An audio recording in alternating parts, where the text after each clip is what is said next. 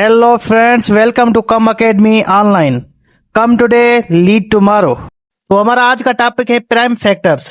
Prime factor सीखने से पहले आपको ये जो प्राइम फैक्टर्स दिए गए हैं ये जहन में रखने हैं, क्योंकि हमें नंबर के साथ डिवाइड करना पड़ता है। हम उस नंबर के साथ डिवाइड करते हैं जो किसी और के साथ डिविजिबल ना हो। ये वो नंबर है जिसके कोई फैक्टर्स नहीं होते। So let's find out prime factors of 128. तो हम 128 को उस प्राइम नंबर से डिवाइड करेंगे जो उसके साथ परफेक्टली डिविजिबल हो। तो 128 को हम डिवाइड करेंगे 2 से, क्योंकि 2 ही है जो 128 को परफेक्टली डिवाइड करता है।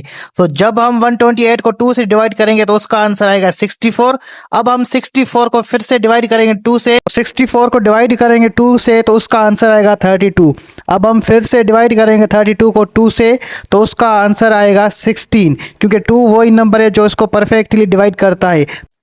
तो अब हम 16 को फिर से डिवाइड करेंगे 2 के साथ। 16 को जब हम डिवाइड करेंगे 2 के साथ तो उसका आंसर आएगा 8। तो जब हम 8 को डिवाइड करेंगे 2 के साथ तो उसका आंसर आएगा 4। 4 को हम फिर से डिवाइड करेंगे 2 के साथ तो उसका आंसर आएगा 2। अब हम 2 को 2 से डिवाइड करेंगे तो उसका आंसर आएगा 1। जब 1 आ जाए तो समझिए हमारा क्वेश्चन सोल्व हो गया। तो लास्ट में हम आंसर ऐसे लिखेंगे 128 is equal to 2 multiply by 2 multiply by 2 multiply by 2, इसी तरह हम लिखते जाएंगे। अब हम 81 के प्राइम फैक्टर्स फाइंड करेंगे। 81 को हम डिवाइड करेंगे 3 के साथ, क्योंकि 3 उसके साथ परफेक्टली डिविजिबल है। 3 के साथ अब जब हम उसको डिवाइड करेंगे तो उसका आंसर आएगा 27। तो हम 27 उसके नीचे लिखेंगे। फिर हम 27 को डिवाइड करेंगे 3 के साथ, क्योंकि वो उसके साथ परफेक्टली डिविजिबल है, तो उसका आंसर आएगा 9। 9 को हम फिर से डिवाइड करेंगे 3 के साथ, उसका आंसर आएगा 3।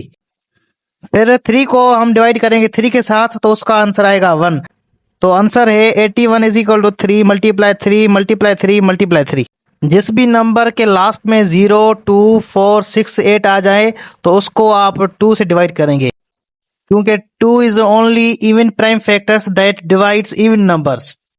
अब हम फाइंड करेंगे 48 के प्राइम फैक्टर्स। 48 के लास्ट में 8 है तो हम उसको डिवाइड करेंगे 2 से।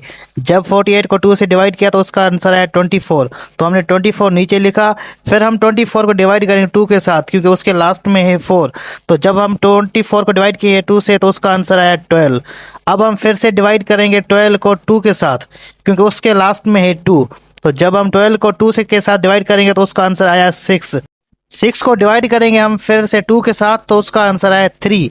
अब हम 3 को 2 से नहीं 3 से डिवाइड करेंगे, क्योंकि 3 को 3 परफेक्टली डिवाइड करता है, तो उसका आंसर आया 1। तो हम लास्ट में उसका आंसर ऐसे लिखेंगे। अब हम प्राइम फैक्टर्स फाइंड करेंगे 40 के। 40 के लास्ट में 0 है तो हम इसको डिवाइड करेंगे 2 के साथ। जब हम 40 को 2 के साथ डिवाइड करेंगे तो उसका आंसर आएगा 20। तो 20 के लास्ट में भी 0 है तो हम उसको फिर से डिवाइड करेंगे 2 के साथ। तो जब हम 20 को 2 के साथ डिवाइड करेंगे तो उसका आंसर आएगा 10। तो हम 10 नीचे लिखेंगे।